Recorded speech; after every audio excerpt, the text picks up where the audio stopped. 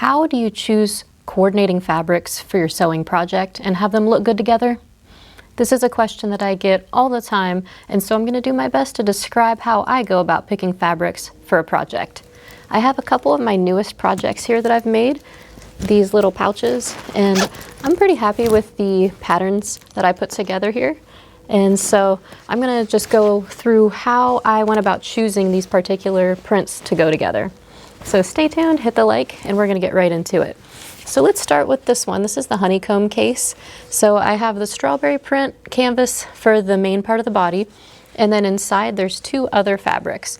There's this one, and then there's this one. Okay, so how did I decide what all I was going to put together in this case, and how did I know it was going to look good? So I know this can be kind of a lot when you don't have anywhere to start.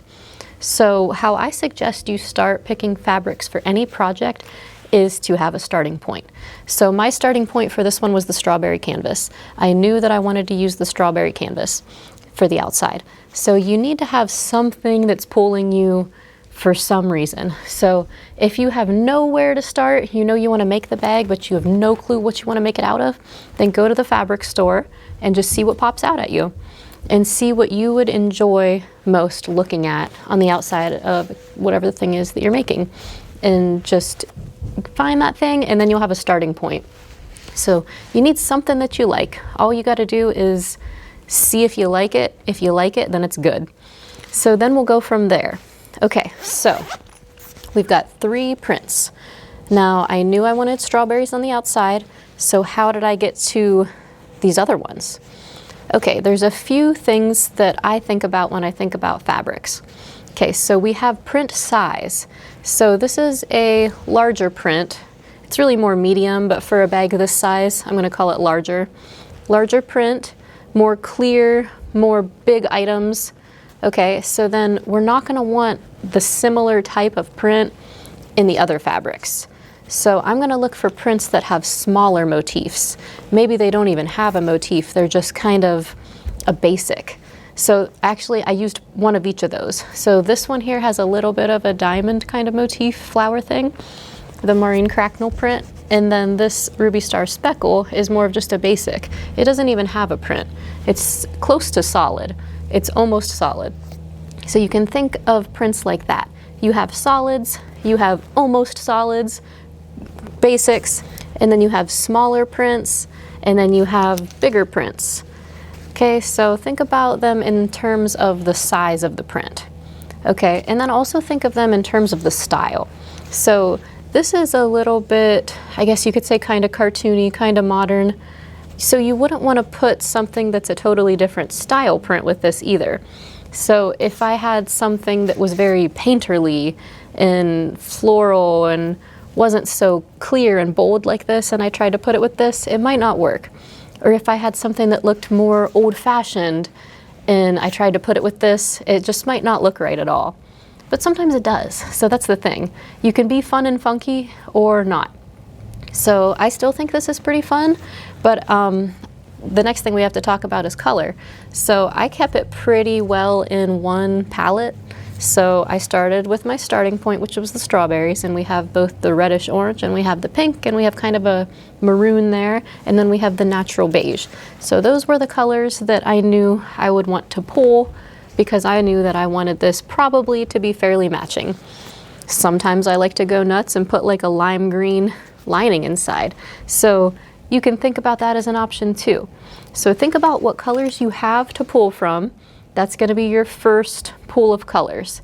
And then think about what other colors do you have that are not even in the print that you like the way they look with it.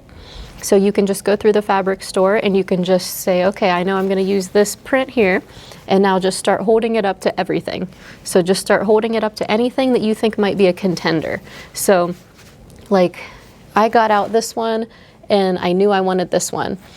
And then when it came to the speckle, I had this color speckle and I also had like a salmon color speckle. So then I just had to grab this fabric and just hold them up to both speckles and just see which one your eye likes better.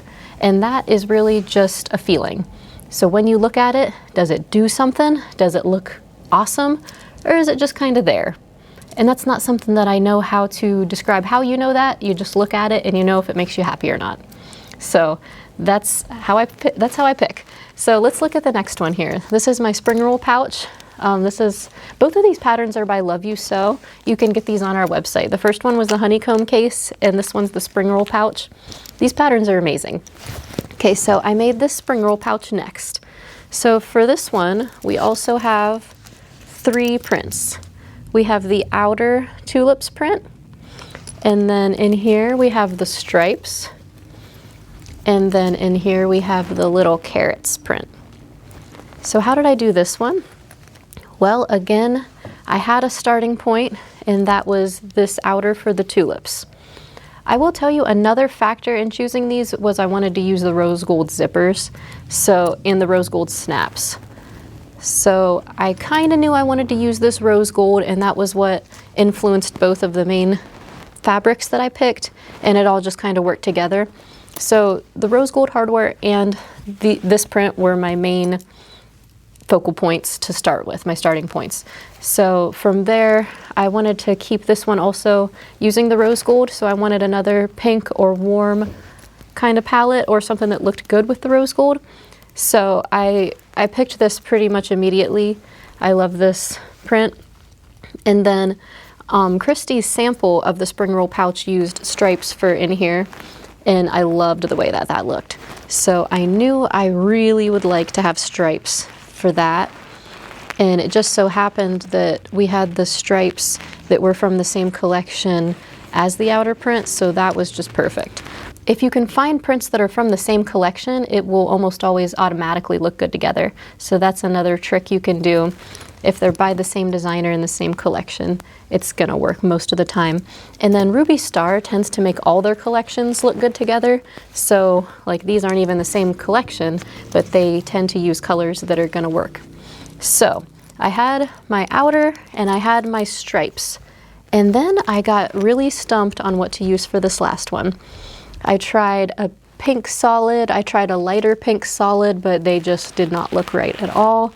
And then I tried the rust speckle from the Honeycomb Case. I tried the salmon speckle from this line. Just wasn't quite doing it. Nothing was quite doing it. I tried different grays, but you can see this isn't even a normal gray. It's kind of like brownish gray. So I just wasn't having any luck at all. And then I had overlooked one of my favorite prints, which is the Art Gallery Carrots. So I love that print. I love anything with carrots. And it was just perfect. It's that super light pink, and then it has that rusty orange color, so it was perfect. I can't believe I even overlooked it to begin with. So that worked out great. So again, I went with a pretty matching palette. I usually do, unless there's just something that is so bold and awesome that I just love it. If I just love the way it looks, then I'll go with something contrasting. But a lot of times I'll try to keep with a color palette because I like that. I like that too. So I hope this helped you to understand a little bit more about choosing fabrics. So just to recap, we have our print size. Do you have large items? Do you have small items? Do you not have any items on the fabric? Okay, so we want a balance of large, small, medium, nothing. Okay, and then you're also looking at color.